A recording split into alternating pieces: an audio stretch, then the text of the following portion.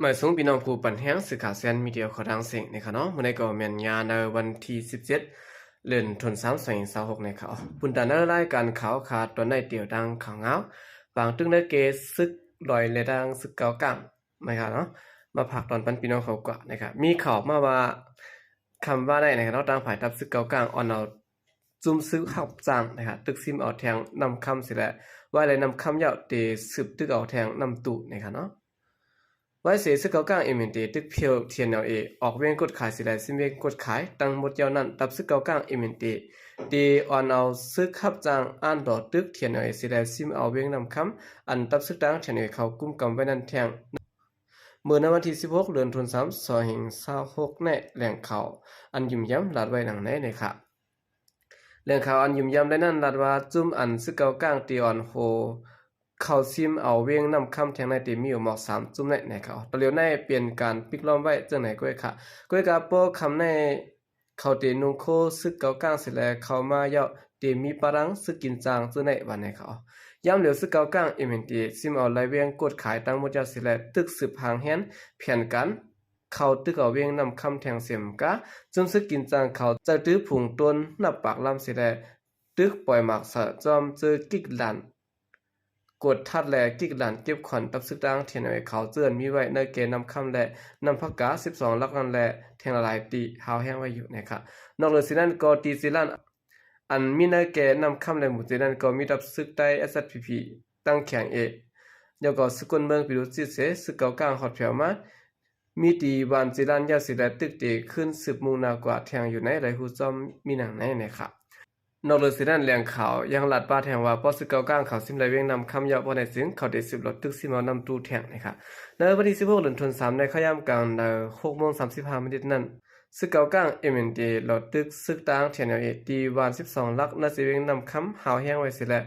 พุ่งต้นซึกเก่าก้างเอ็มเอ็นดีเขามินปล่อยหมักสาวเทียนเอาเขาหาวแห้งไว้เสโทษซึกแถมแห้งซึกเขาขึ้นมาตั้งนำพักการนั้นแทงตั้งน้ำได้หูจอมหนังในเขาย่ำเดียวปางตึกก็ล่ามเขาจำเวียงนำคำมาก็สามารถยาวแลซึกเก่ากลางเอเมนเดเขาก็ลูกตั้งนำพักกามานันเสสัมปอตันเผียวมาไว้เจอปาแลนมันออมสาลือยาวเสแลจำเวียงนำคำไว้ยาวนะคะย้อนว่าเสียงกองเสียงหมากปั้นเฮาแห้งปางตึกจางสืบล่ามถึงเขานาเวียงนำคำแดตัวเรียนในซึกตั้งเถียนเอาใจหาจุ่มตรงหนึ่งตรงวงในพื้นที่ค่ายไปออกนอกเวียงนำคำเยาะในหูซ้อมหนังไหนนอกเหลือเสียในก็เลยหูว่าแต่เมื่อขยามกลางวันเต็ง12โมงนั้นซึกลอยเทียนเอาในเวียงนำคำและห้องการกุลองอันอยู่ปาตาเทียนเอานั้นเฮียนซิมโคซิมของตั้งหมดเยาสิแลหางแฮนตัวตันไว้ตั้งเสียงเสบางเจอก็ค่ายออกเวียงทากำพองเยาะนะครับอันนี้ก็เป็นเงาลายด่างผายซึกเก่ากลางเขาในอันเนาะเปิ้นได้ตึกก็ตึกเตะลึกก็ลึกเตะนะครับเกี่ยวกับไปลองหนังคือปังตึกเนเกเทียนอยู่ดังเอเมนเตเตคือไรนั่นนะครับดังผายเทียนอยู่ได้ก็ทุกย้อนทางเมืองแขกเข้าแก่กลางเสอุปองก็มีปันอยู่นะครับอันเป็นจุ้มลี2จุ้มซึกลอยเทียนอยู่และเอเมนเตอันปักสวัยในจึงใต้ปะทองนั้นยังจังเกลิดปัญหาลองนาลินและลองอย่าพืชในอยู่ดีพวนโหเขายังไปจังเอาหลายอุปโภคงบงี้สิแลแก้ไขกันและย้อนเบอร์2ภายได้อุปโภคกันซึ่งในแลเมื่อวันที่14เดือนธันวาคม2022ภายจังไรเป็นปัญหากันสิแลปางตึกต่อกันมาต่อถึงในวันมื้อนี้นะครับตับซึกเก่าก้างเอเมนเดขอเอาแห้งซึกโหเฮงหลอตึกเพียว8ตะปางเศร้าซึกลอยเทียนอยู่นาเวียงกดขายนำผักกาเมืองจีเมืองหอมและแทงละลายตีลายตั้งเสล2ภายได้เป็นปังตึกกันมาเฮาแห้งในคณะภายซึกลองเทียนออกข้อปืนผาไว้แตกๆแรงๆว่าเคยเป็นปัญหาปังตึกในเกจุไม่ดีหนังกันขึ้นว่านะครับนั่นคือปังตึกซัมปอดเดเจียวกึดไหลไว้นั่นก็อยู่ที่ผู้นำงงุ้นเทียนเนี่ยเฮาเลยยอมหับไว้ลองอย่างอันหนึ่งเสเฮ็ดสร้างไว้อยู่รับซึกเก่ากลางเอเมนเตก็ลาดว่าสร้างว่าปังตึกกึดยืดไหลกว่าไหนตีพร้อมได้เสอตาตีเอาปอกยอมกำพองอันมีนาเวียงกดขายและนาลินบางพื้นที่มาปันขึ้นเทียนจอมหนังอันตับซึกเก่ากลางเอเมนเตลูกย้อนไว้นั่นอยู่ว่านะครับปอกนาเวียงกดขายและต่างพื้นที่อันซึกเก่ากลางลูกย้อนเอาขึ้นอยู่นั่นเพราะว่าบางตึกกึดยืดกว่าไหนเตมาปันกำพองไหนภายซึกเก่ากลางเอเมนเตยินมือไว้ว่าเตมาปันอยู่นะครับ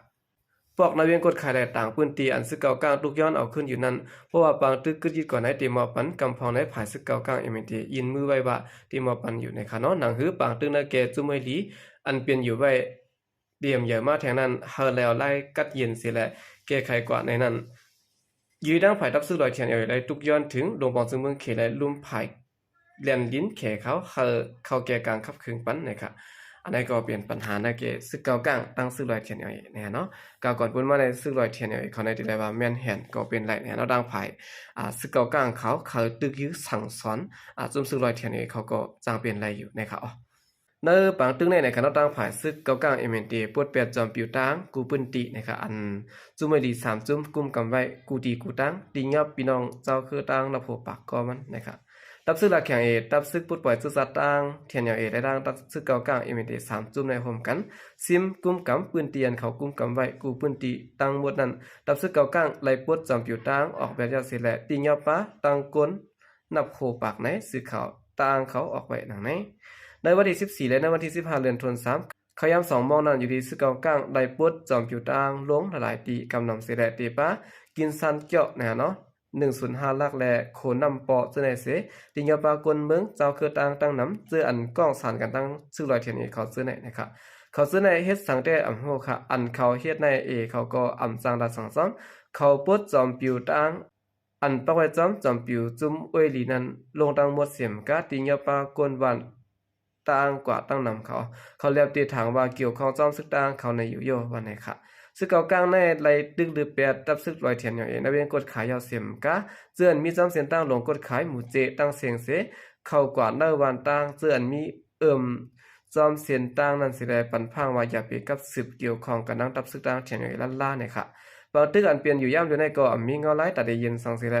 ผายซึกเก่ากลางมินเดเขาตั้งตึกสืบเพียนการซึกเพียวเทียนอย่างไว้อยู่กูดีกูตั้งสิได้เงาไล่ปัญหาการซึกในแก่ตั้ง2จุ่มในจางให้เติมมาเลยเก่าในเขาโอเคนี่ก็เป็นข่าวเงาในครับเนาะตั้งไผ่ซึกเก่ากลางในครับเนาะเลยเอาจอมปิวตั้งเขาลงแบบในครับเนาะตั้งไผ่ซึกลอยเขาในก็ตีอะไรว่าวันเหลียวไว้ในครับตั้งไผ่ซึกเก่ากลางเขาซิมเอาอะไรขึ้นในจีเวนกดขายตั้งเสียงนะครับอีเมนดีเขาในเจอต้นนะผมปากลำโทซึกเขาหลดตึกเพียวเทียนดีกิกลานอันมีดี12ลักเนเกนำผักกาดได้นำคำเสนอนะครับเมื่อวันที่15เดือนธันวาคม2026ตับซึกเก่ากลางMND และจะตือต้นเครื่องมินปล่อยหมากใส่ดิกิกลานซึกลองเทียนอันมีดีวัน12ลักอันมีเนเกเวงนำผักกาดและเวงนำคำอันดับซึกลอยเทียนเขากุ้มกำไว้นั้นสืบโทษซึกเขาหลอดตึกเทียนตั้งนาลินพร้อมกันวันนะครับนางยินาพื้นที่ก็1ล้านกว่าตั้งสื่อข่าวว่าซึกเก่ากลางเขาหลอดตึกตับเทียนเจเมื่อเจ้าวนเขาเสียงกองลงแลเสียงต้นจะใน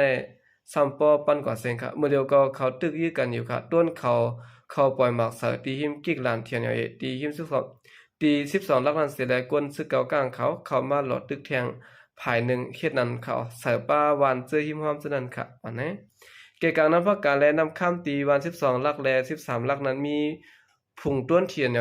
เขาปล่อยหมากลงเสือในวันในสีตะไปการลองตุ้มเตอร์และรูซุ่มนั้นได้ก็อ่ำไปเลยหูซ้อมในเขา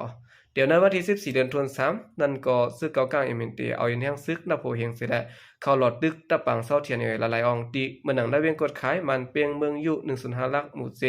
นภักกะเมืองจี130และกาแหลงจากกว่าเสื้อเนี่ยไปรับซึกลอยเทียนปืนเผาออกในวันที่14เดือนธันวาคมนั้นว่าปัญหาอันเปลี่ยนอยู่ในเกตับซึกดาวเทียนดังซึกเก่ากลางMNDในเตไลเอาไลอุบงงบงี้กันเสียและหาตั้งเกดิตก่อนในเสภายดับซึกเก่ากลางได้ก็ปืนเผาลัดกว่าปัญหาเป็นอยู่ย่ำเดี๋ยวในตับซึกต่างตักเตียวปุ่นพรในเขาเอาคำเดินสนก็ยินจมนับยองกลุ่มถึงพี่น้องผู้กำแถมมันให้เขาดังเสียงอยู่เขายินจมนับยองมีน้ำเสียเขาใจก็เดียมาส่งค่ะ